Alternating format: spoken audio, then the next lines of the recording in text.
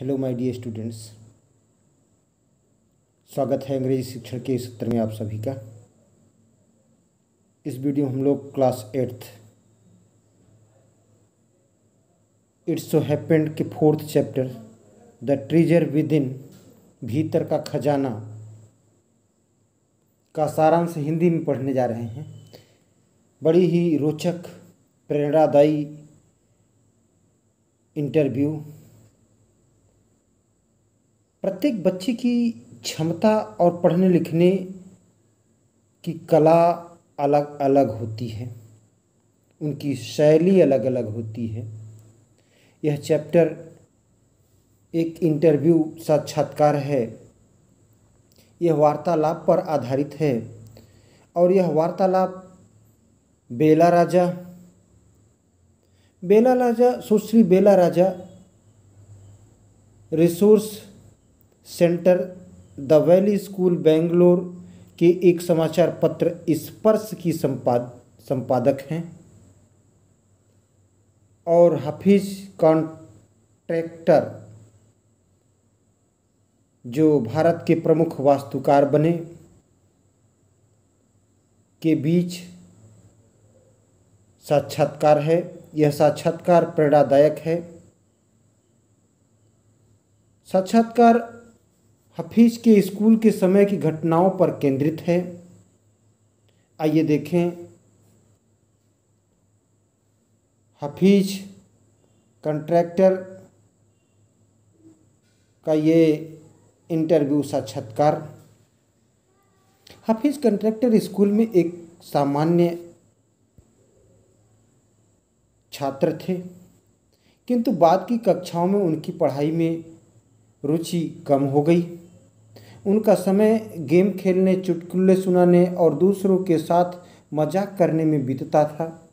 वे केवल परीक्षा से एक दिन पहले पढ़ते थे, इसलिए उनकी पुस्तकें नई की नई रह जाती थीं।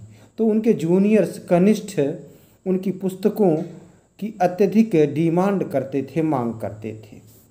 वे अपने गैंग गिरोह के नेता थे और पढ़ाई लिखाई में उपलब्धियों की बजाय गिरोह के झगड़े को जीतने की रणनीति में रुचि रखते थे।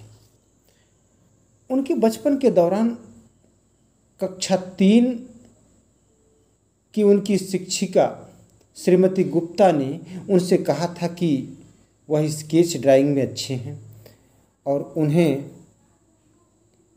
कैरियर के रूप में आर्किटेक्ट को चुनना चाहिए।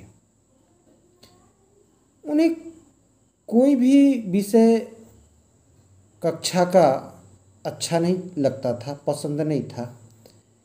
गणित उनके लिए एक बुरा सपना था।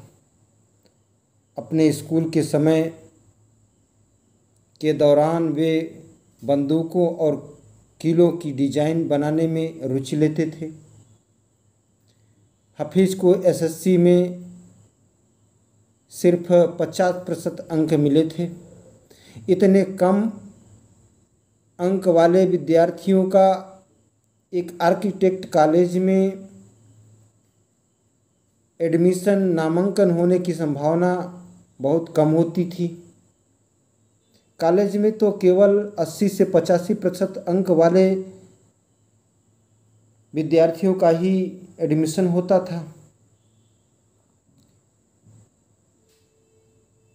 पर एक एंट्रेंस एग्ज़ाम हुआ। एंट्रेंस एग्ज़ाम में इन्हें A+ अंक मिला। A+ अंक मिलने से इनका एडमिशन जय हिंद कॉलेज में हो गया। हफीज को भाषा के रूप में फ्रेंच भाषा चुनना पड़ा, किंतु वे फ्रेंच भाषा में निपुण नहीं थे। उनकी चचेरी बहन ने फ्रेंच भाषा सीखने में मदद की। उनकी चचेरी बहन के पति एक आर्किटेक्ट वास्तुकार थे। उन्होंने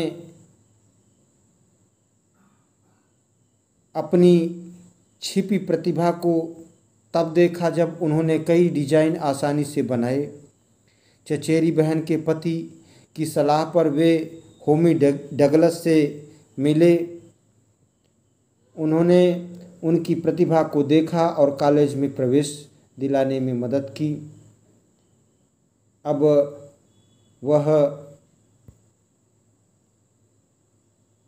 23 मरीना टावर, लोखंडवाला, मिनर्वा 42 जैसी अनेक बड़ी परियोजनाओं के प्रमुख वास्तुकार हैं। आपको 2016 में पद्म भूषण से सम्मानित किया गया। ये था द ट्रेजर विद इन, भीतर का खजाना। उम्मीद करता हूँ कि ये सारांश आपको चैप्टर समझने में मददगार साबित होगा, आपको पसंद आएगा। Thanks for watching.